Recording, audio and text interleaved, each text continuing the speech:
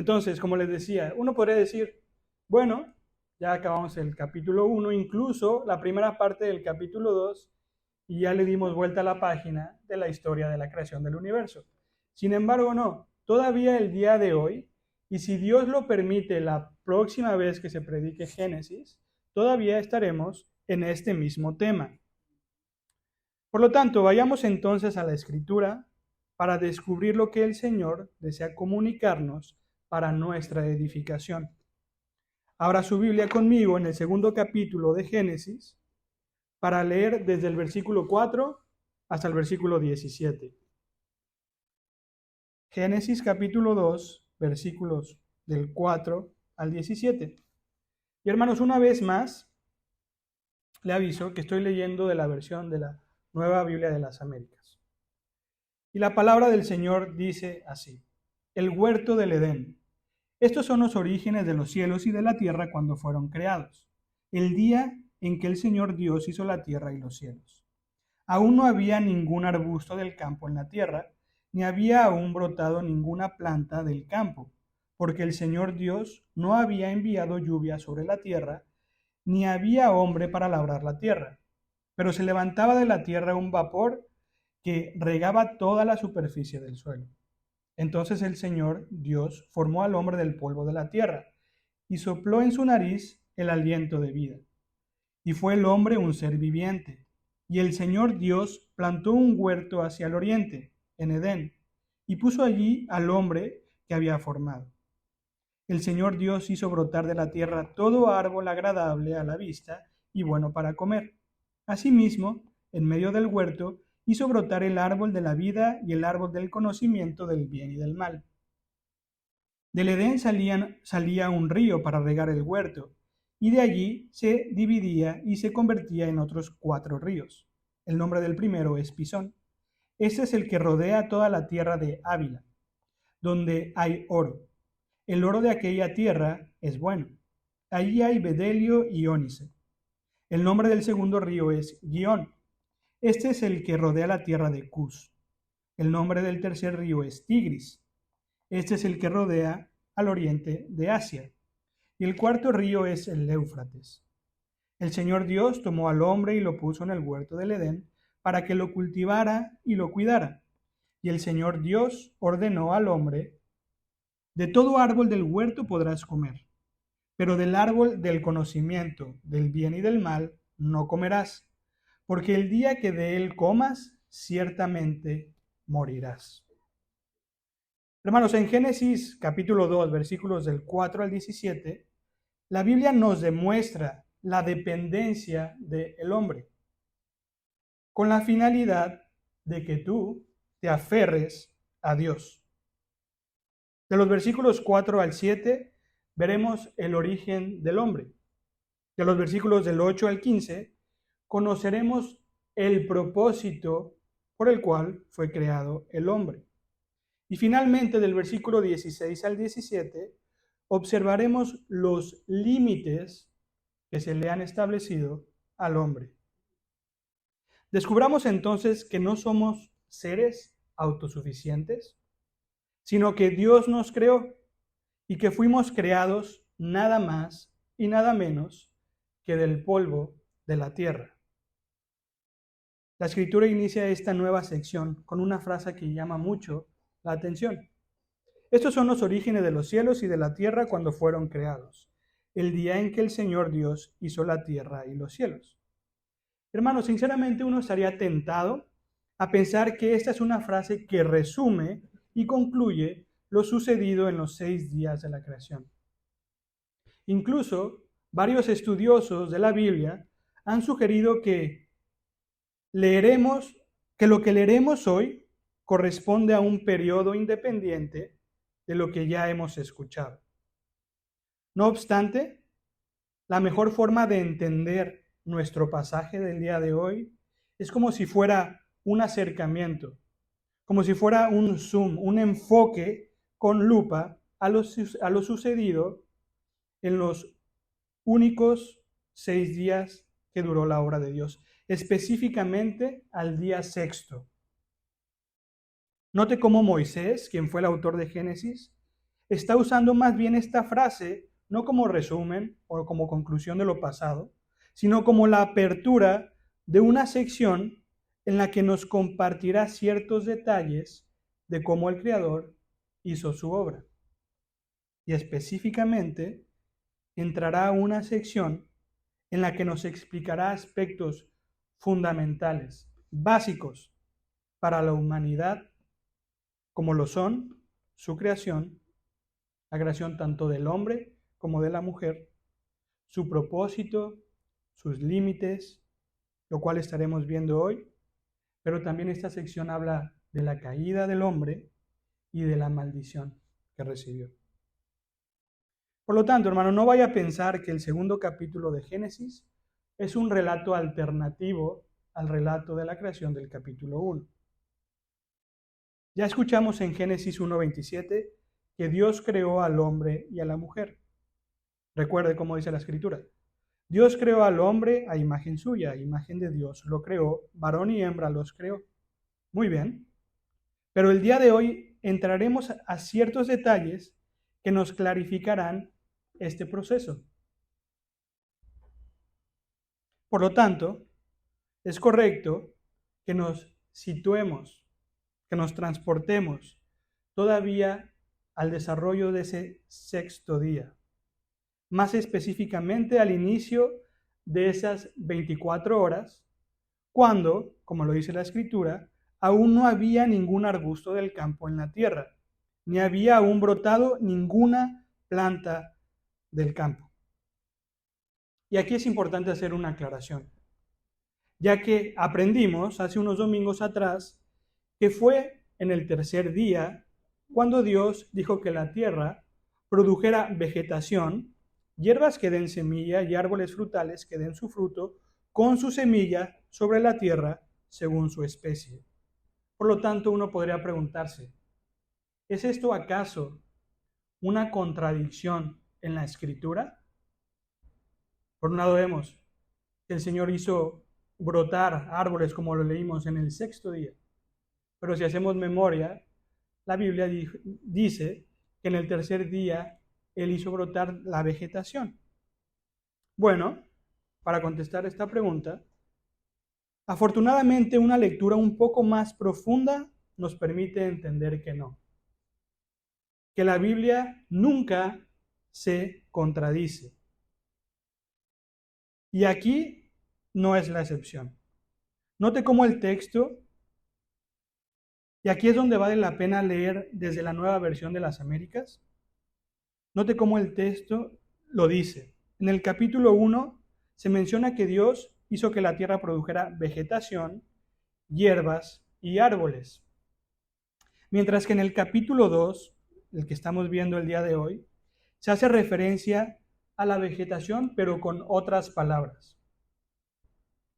Este pasaje habla de arbustos y de plantas. Y esta diferencia aún es más contundente en el idioma original. Y con base en esto, podemos identificar que en el sexto día, en el contexto de la creación del hombre, Dios produjo especies diferentes a las del día tercero. Y definitivamente estas plantas del sexto día estarían en estrecha relación con el hombre, pues serían aquellas que hasta el día de hoy necesitan su cuidado para crecer adecuadamente. No soy experto en jardinería, definitivamente, pero podría decir que, en primer lugar, Dios creó la vegetación salvaje, esa que cubre la extensión, la vasta extensión de la tierra. Y en segundo lugar, Dios hizo crecer las hortalizas, esas hortalizas que habrían de adornar el jardín del Edén. Y el siguiente fragmento de nuestro texto confirma esto al decir, escuche, no había ningún arbusto del campo en la tierra, ni había aún brotado ninguna planta del campo. Y aquí está lo importante, porque el Señor Dios no había enviado lluvia sobre la tierra, ni había hombre para labrar la tierra. Note cómo esta nueva especie de plantas necesitaba un cuidado especial. Para vivir, estas plantas, estas hortalizas, necesitaban de lluvia o del riego hecho por un hombre. Y hasta aquí hay dos puntos que necesitamos destacar. Primero, hermano, debemos palpar la perfección de la creación. A Dios no se le escapó ningún detalle, no cometió ningún error, no tuvo que regresar para volver a hacer. Todo fue hecho en su lugar y en su tiempo preciso. Su creación es una obra maestra de la lógica. Es millones de veces más precisa que el reloj suizo más avanzado. En pocas palabras, nuestro Dios es extraordinario. Él puso estas plantas en su tiempo debido. En segundo lugar, nos encontramos con un recordatorio de que hasta este momento de la historia no había pecado en la creación. Recuerde que, de alguna manera, la lluvia fue introducida en la creación como una señal del juicio de Dios, ya que la primera vez que cayó lluvia sobre la tierra fue para destrucción en el diluvio. Hasta este momento, hasta el día sexto, todo era perfecto, todo era bueno en gran manera. Y al comparar la belleza y el funcionamiento de la creación antes del pecado, entendemos la gravedad del pecado. Hermanos, el pecado no es un juego de niños. El pecado no es poca cosa. El pecado es gravísimo. Es tan grave que a causa de él el mundo sigue estando en maldición. Hermanos, con elementos como la lluvia, los tsunamis, las tormentas, etcétera, Dios sigue juzgando el pecado de la humanidad. Porque aún nosotros, que vivimos en el 2000, somos testigos de cómo ciudades enteras son abatidas por inundaciones, por catástrofes naturales, como lo son los huracanes. Y hermano, entre paréntesis, parte de la carga que el Señor ha puesto en mi corazón por la congregación que conocí el año pasado en Acapulco tiene que ver precisamente con esto. Acapulco es una ciudad que apenas el pasado octubre fue fuertemente abatida por un huracán muy fuerte. Definitivamente, esta ciudad es una ciudad que necesita ser reconstruida, literalmente.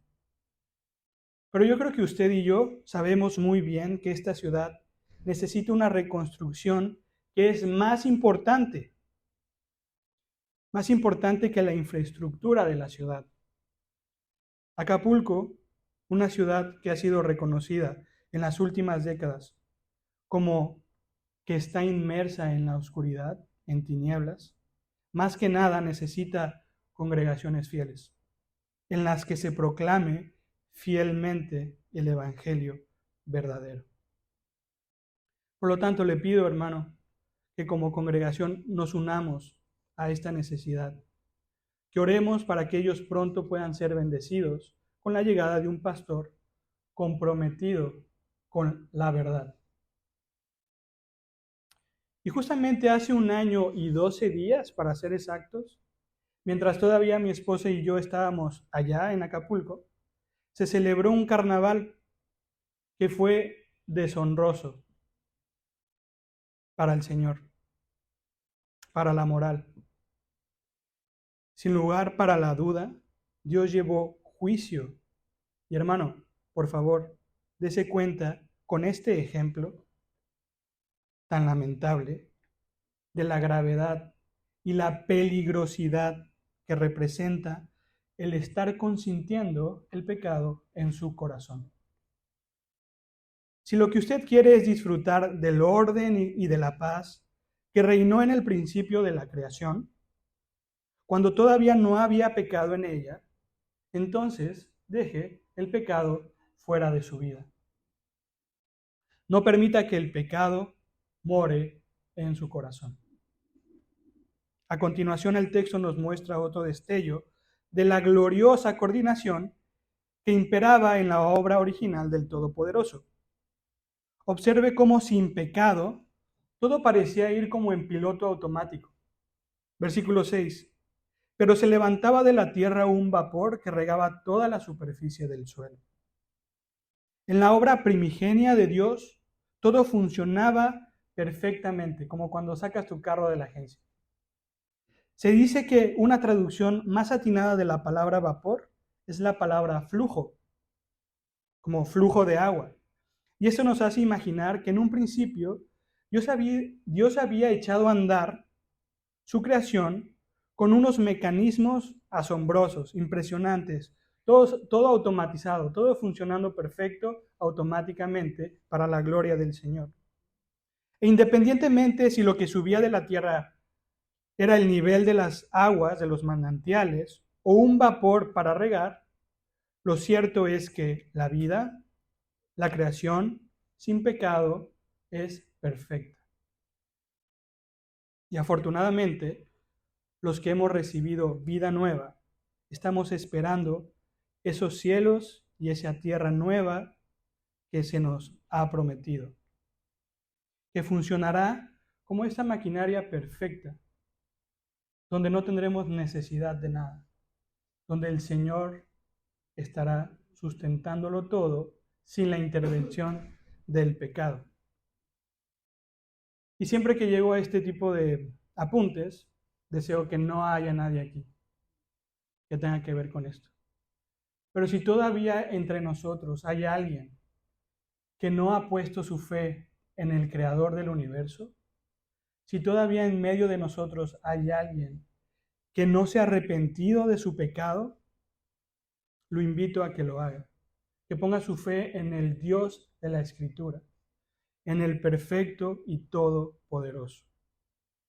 Pero regresando a nuestro texto, hermano, ¿se ha dado cuenta que hasta ahorita nuestro texto solo se ha enfocado en describir la condición de la tierra?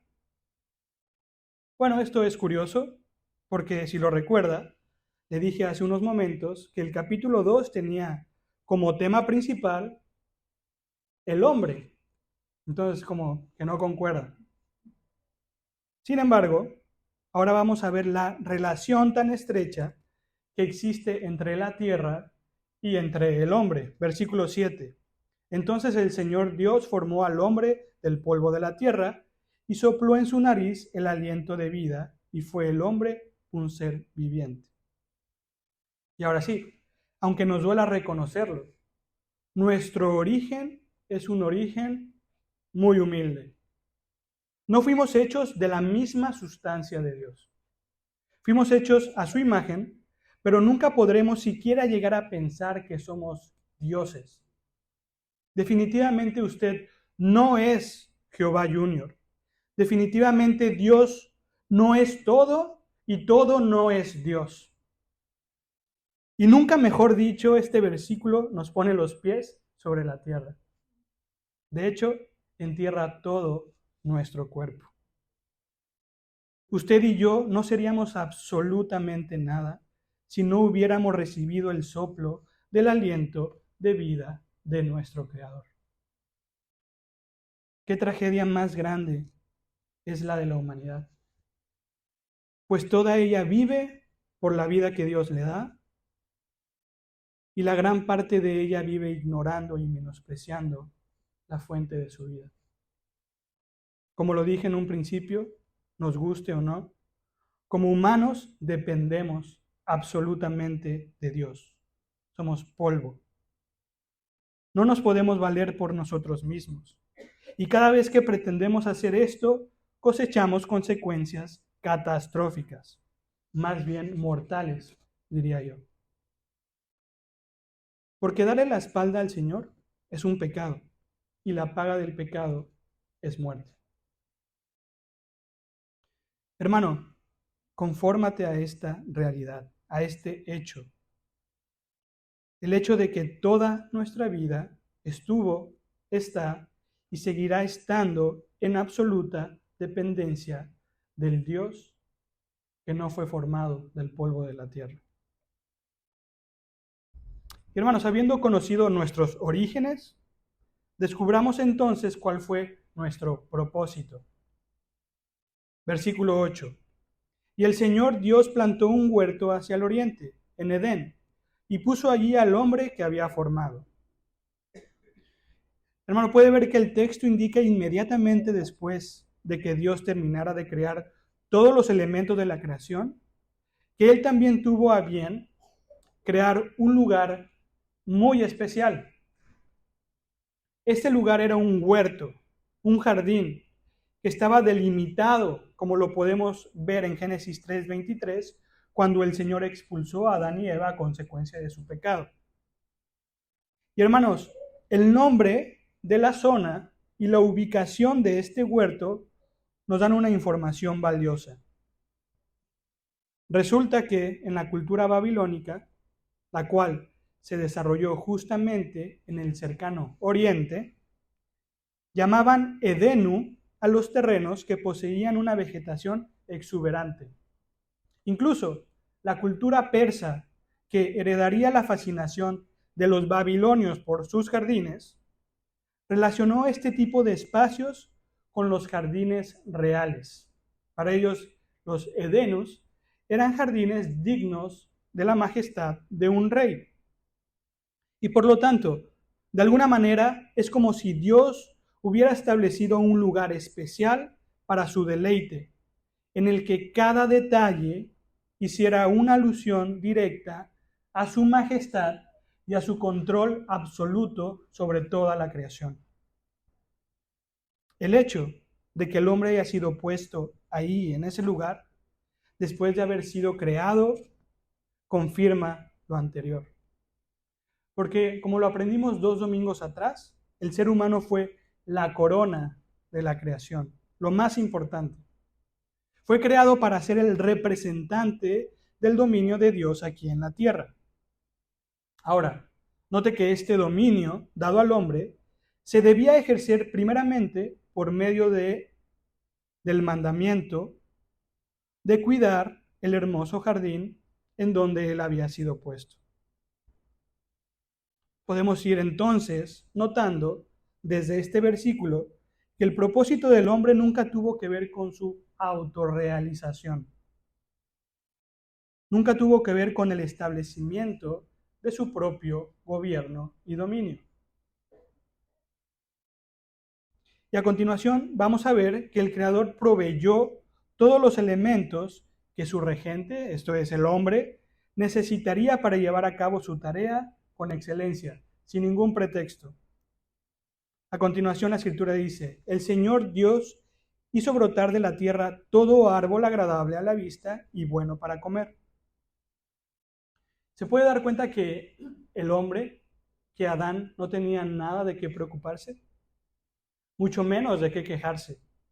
Él había sido rodeado con lo mejor, con lo más agradable de la creación del Señor. No solamente estos árboles le añadían hermosura a este paraíso, sino que hacían que el propósito del hombre se cumpliera en óptimas condiciones, porque lo proveían de todos los nutrientes que Adán necesitaba para cumplir su propósito. Sin embargo, en medio de esa abundancia, en medio de esa provisión, llegaría la prueba. La segunda parte del versículo 9 dice, asimismo, en medio del huerto, hizo brotar el árbol de la vida y el árbol del conocimiento del bien y del mal. Ahora, no sé si usted algún día se ha preguntado, ¿qué significado tenían estos dos árboles? Bueno, el primero es mucho más fácil de entender. Me refiero al árbol de la vida. ¿Por qué? Porque Apocalipsis confirma lo que nos enseña Génesis acerca de este árbol. Por ejemplo, Génesis 3:22 dice, entonces el Señor dijo, ahora el hombre ha venido a ser como uno de nosotros, conociendo ellos el bien y el mal. Cuidado ahora, no vaya a extender su mano y tome también del árbol de la vida y coma y viva para siempre. Y en cada una de las 4 menciones del árbol de la vida en el libro de Apocalipsis, se sugiere que tiene la capacidad de otorgar vida eterna a quien lo consume. Por lo tanto, es fácil de entender. El árbol de la vida literalmente era un árbol plantado en medio del huerto que daba frutos que proporcionaban la capacidad de vivir para siempre. Por otra parte, interpretar el significado del árbol del conocimiento del bien y del mal es un poco más complicado, ya que solamente se menciona en Génesis, en este capítulo 2 y en el capítulo 3. Y por lo tanto ha habido muchas teorías que sugieren el significado que tenía este árbol. Pero la más sobresaliente está ligada con el propósito del hombre. Intentaré explicarle por qué. Recuerden que el hombre fue creado para gobernar en nombre de Dios. Esto es, para la gloria de Dios. ¿Ok? Pero Dios, en su incomprensible sabiduría, tuvo a bien colocar un elemento en medio del huerto por medio del cual se manifestara la búsqueda del hombre por su autonomía. Hermanos, yo sé que esto puede ser un poquito complicado de entender, por lo tanto aquí le pido mucha atención.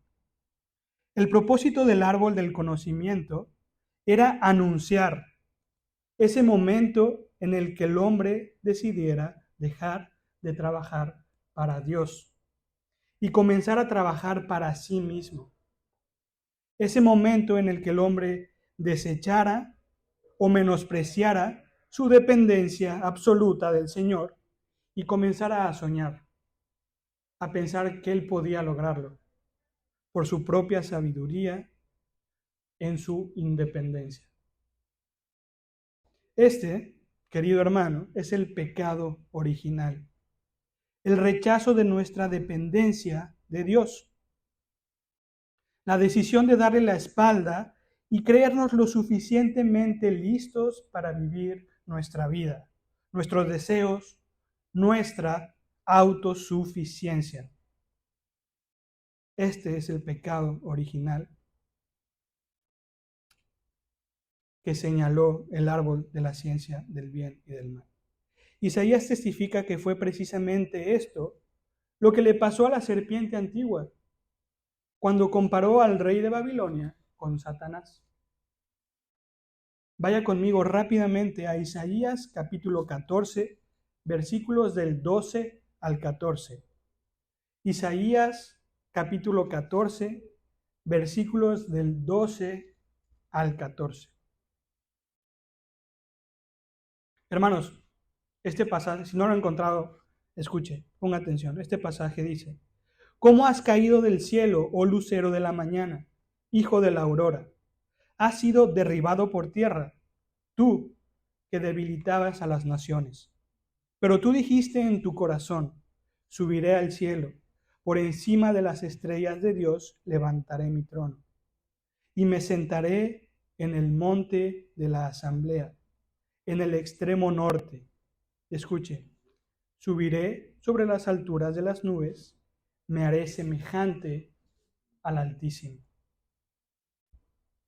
¿No es entonces una sorpresa que en el capítulo 3 de Génesis fuera este mismo personaje quien alentara a Eva a cometer su mismo pecado, a proclamar su independencia del Creador? La pregunta aquí, hermanos, es: ¿de verdad tú quieres seguir este mismo patrón diabólico? ¿De verdad estás dispuesto a dejar a un lado el propósito para el cual has sido creado y caminar en autosuficiencia? Le ruego al Señor que este no sea nuestro destino. Que tenga misericordia de nosotros, porque definitivamente nuestros caminos no llevan a otra cosa más que a la destrucción. Escuche cómo continúa el texto en Isaías. Versículo 15. Sin embargo, serás derribado al Seol, a lo más remoto del abismo. Deseo desde lo más profundo de mi corazón que este pasaje en donde aprendemos que hemos sido creados con el propósito de servirle a Dios, con el propósito de trabajar para su gloria, nos haga recapacitar. Al final de cuentas, este camino de servidumbre al Rey de Reyes es el más conveniente para cada uno de nosotros. No es gravoso, y bien lo dijo Jesús en Mateo 11, del 28 al 30. Vengan a mí, todos los que están cansados y cargados, y yo los haré descansar. Tomen mi yugo sobre ustedes y aprendan de mí. Escuche, hermano, que yo soy manso y humilde de corazón, y hallarán descanso para sus almas, porque mi yugo es fácil y mi carga ligera. Y el texto de hoy comprueba esto. Escuche con atención lo que dicen los versículos del 10 al 14 del segundo capítulo de Génesis. Del Edén salía un río para regar el huerto, y de allí se dividía y se convertía en otros 4 ríos.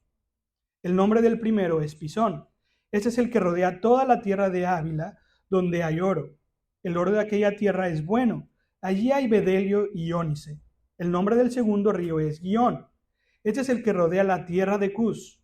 El nombre del tercer río es Tigris. Ese es el que corre al oriente de Asia. Y el cuarto río es el Éufrates. Hermano, ¿fue usted capaz de identificar la facilidad que Adán tenía para hacer su trabajo? Todo estaba puesto sobre la mesa. Estas plantas que necesitaban riego y que por lo tanto no habían sido creadas en el tercer día, eran fáciles de regar. El Señor le había provisto a Adán todo lo necesario. El favor de Dios estaba con él. La bendición del Padre estaba con él. Él no tenía que sudar jalando esas mangueras que usan en mi país para regar jardines grandes. El Señor, dentro de su bendición, le había facilitado el cumplimiento de su propósito. Y no solo eso, sino que más allá de que la mención de estos 4 ríos es una magnífica descripción geográfica para corroborar la historicidad del Edén, para los que les interese ese tema, más que nada la alusión bíblica de estos ríos manifiesta la sobreabundancia en la provisión de Dios. Observe cómo el río Pisón estaba repleto, estaba cargado con metales y minerales preciosos. Mientras que al mencionar al río Gihón, lo más probable es que se esté haciendo referencia a que era un río que propició el desarrollo de la rica cultura mesopotámica. Era un río con aguas buenas. Y por si fuera poco, es muy sabido que tanto el Tigris, que probablemente en su versión sea el Hiddekel, como el Éufrates, siempre han sido reconocidos como ríos que propiciaron un vasto y esplendoroso desarrollo de la civilización. De verdad, hermanos, el texto nos muestra claramente que con Dios tenemos todo, que con Él tenemos todo lo que necesitamos para cumplir con nuestro cometido. Y sin Él, por contraste, no lo tenemos nada. Estamos completamente desprovistos, estamos abandonados. Y escuche esto, no estamos abandonados a la suerte, a ver qué va a pasar. No, hermanos, sino estamos abandonados a una destrucción segura. Versículo 15. El Señor Dios tomó al hombre y lo puso en el huerto del Edén para que lo cultivara y lo cuidara. Hermanos, este fue el propósito del hombre. Podemos ver que fue un propósito humilde. Él no vino aquí a ser el rey de todo para su propia gloria. Este propósito se debía cumplir en mansedumbre, humillado ante el verdadero rey del universo. Hermanos, a pesar de que nuestra naturaleza nos incline a pensar esto, nosotros no fuimos creados para nosotros mismos. No fuimos hechos para buscar nuestra gloria, sino única y exclusivamente para magnificar la gloria de Dios. Por lo tanto, es sumamente importante que medites en aquello que está en tu corazón, estorbando el cumplimiento bíblico, no el tuyo, el cumplimiento bíblico del propósito de tu vida. Hermano, aprovecha esta meditación para replantear las cosas. ¿Tu vida está glorificando al Señor con todo lo que haces? ¿O más bien te has encontrado en la angustiosa situación de que todo lo que has hecho, lo has hecho para ti, para tu gloria, para tu ganancia? Hermano, el día de hoy el Señor nos está diciendo, ese, hijo mío, no fue tu propósito. Yo te he creado para que me lleves gloria. Llegamos a la parte final de nuestro pasaje. Y para terminar es importante que reconozcamos, aunque nos duela mucho, que desde nuestro origen Dios nos ha puesto límites para vivir. Versículo 16. Y el Señor Dios ordenó al hombre, de todo árbol del huerto podrás comer, pero del árbol del conocimiento del bien y del mal no comerás, porque el día que de él comas, ciertamente morirás. Hermanos, la orden del Señor es clara. Es sencilla incluso. No deja ningún espacio para la confusión. La palabra del Señor es clara, es perfecta, que corta hasta lo más profundo de nosotros. Incluso la construcción gramatical que utiliza Moisés en el versículo 16 está relacionada con cómo él escribió los 10 mandamientos. Hermano, estos mandamientos han sido memorables a lo largo de toda la historia. Son fáciles de entender y muy fáciles de memorizar. Estoy seguro que los que tuvieron catecismos desde pequeños probablemente recuerden cuáles son los 10 mandamientos. Son fáciles de entender, son fáciles de memorizar.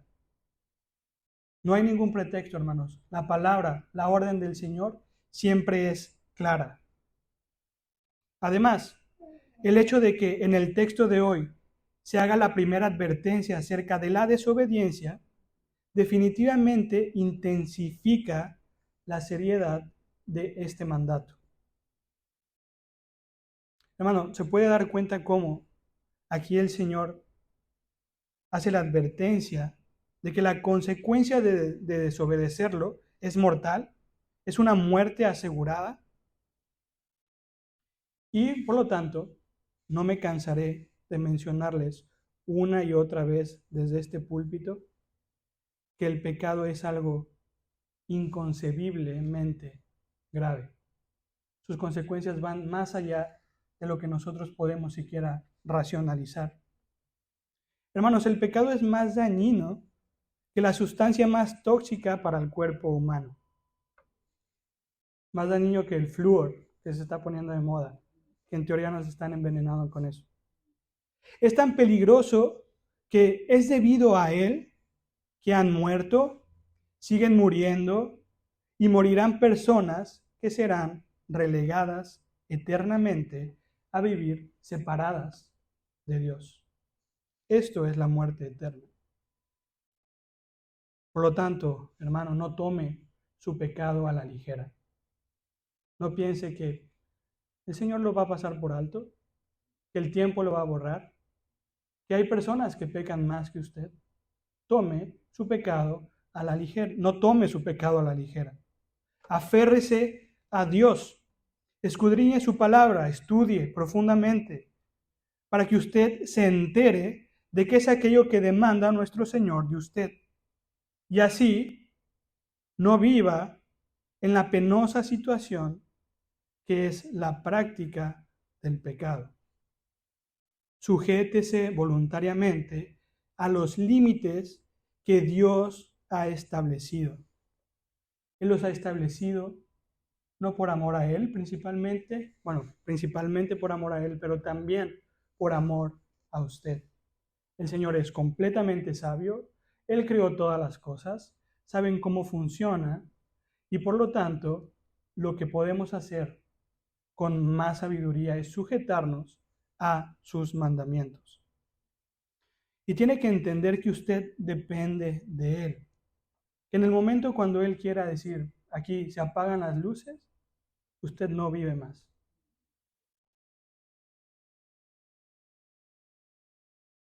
Hermanos, entienda esto. Lejos de la voluntad del Señor, tarde o temprano encontraremos la muerte. Hermanos, es así como terminamos la exposición del pasaje de hoy. Y recuerde esto, en Génesis 2, del versículo 4 al 17, la Biblia nos ha demostrado lo dependientes que nosotros somos y que no hay nada mejor que asegurarnos en Dios. ¿Por qué? Nuestros orígenes son humildes. No podemos ni gloriarnos ni confiar en ellos. Nuestro propósito es buscar su gloria, no la nuestra. Y nuestros límites nos recuerdan que no es conveniente, bajo ninguna circunstancia, alejarnos de Él.